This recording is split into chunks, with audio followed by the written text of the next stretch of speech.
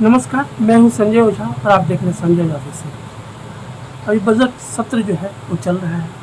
इस बीच संथाल परगना से जो सांसद हैं निशिकांत दुबे, उन्होंने एक बड़ी मांग सदन के समक्ष रखी है।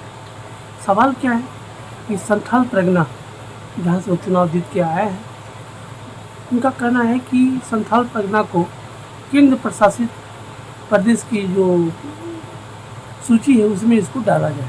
सवाल के पीछे की अगर गंभीरता को समझें तो उनका स्पष्ट रूप से कहना है कि जिस समय बिहार और झारखंड जब बटा तो उस समय जो वहाँ पे आदिवासियों की जो आबादी थी और 24 साल के बाद और आप देखें वहाँ की आबादी का आकलन करें तो वो स्थिति जो आज वर्तमान में है उसका आकलन हो तो एक बहुत बड़ी बदलाव का संकेत दे रहा है। डेमोग्राफिक बदलाव हुआ है, कई तरह के सवाल जो है निकल के आ रहे हैं। आखिर में जो सवाल है वो गंभीर है। सरकारें आती हैं जाती हैं, लेकिन देश की जो स्थिरता है उसके ऊपर सवाल नहीं होना चाहिए। सरकार को बढ़ चढ़ के उसमें रोल अदा करना चाहिए। तमाम जो प्रकरण है स्पष्ट रूप से सांसद महोदय ने बात को रखा है। क्या कुछ है आप भी देखिए, सुनिए। निशिकांत दुबे जी। धन्यवाद अध्यक्ष महोदय। सर, संविधान खतरे में। हम यहाँ हंसने की बात करते हैं, दलितों की बात करते हैं, पिछड़ों की बात करते हैं, आदिवासी को बचाने की बात करते हैं, और सारे सरकारों की नीतियां, चाहे केंद्र सरकार हो चाहे राज्य सरकार हो, कहीं किसी की भी सरकार हो, उसका एकमात्र लक्ष्य यही है कि समाज के अंतिम व्यक्ति तक पहुंचना है।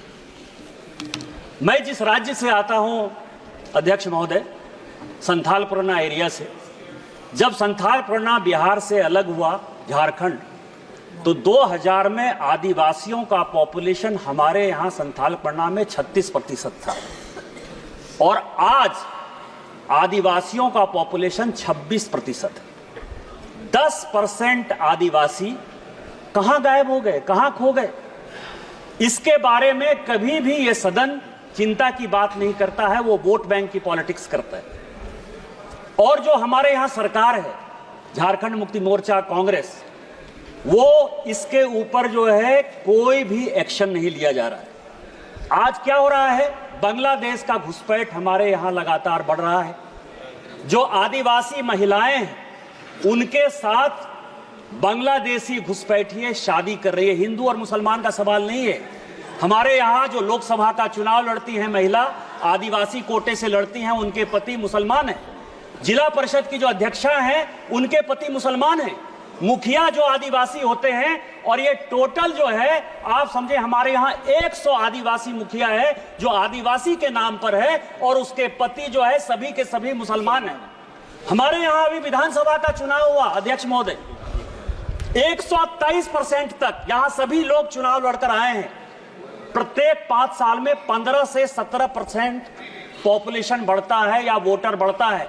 हमारे यहाँ 123%। जय, मैं जिस लोकसभा से आया उसकी एक विधानसभा मधुपुर में लगभग 267 बूथों पर 117% मुसलमानों की आबादी बढ़ गई।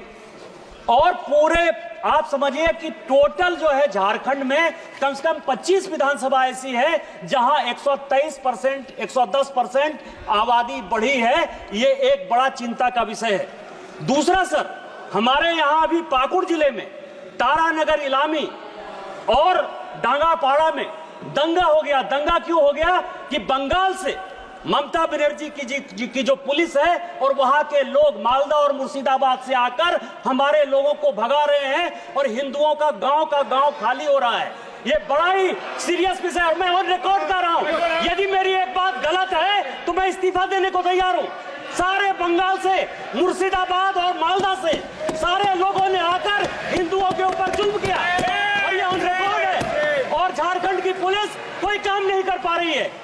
मेरा आपके माध्यम से स्पीकर महोदय आग्रह है कि पूरा मालदा, मुर्शिदाबाद, अररिया, किशनगंज, कटिहार और हमारे यहाँ साहबगंज, और ये झारखंड हाईकोर्ट का अभी 22 जुलाई का ऑर्डर है जो ये कह रहा है कि मुसलमानों की आबादी दिन प्रतिदिन बढ़ रही है, और वहां भारत सरकार को हस्तक्षेप करना चाहिए कि यह जितना किशनगंज, अररिया, कटिहार, मालदा, मुर्शिदाबाद और पूरा संथालपना है, इसको यूनियन टेरिटरी बनाइए, नहीं तो हिंदू खाली हो जाएंगे।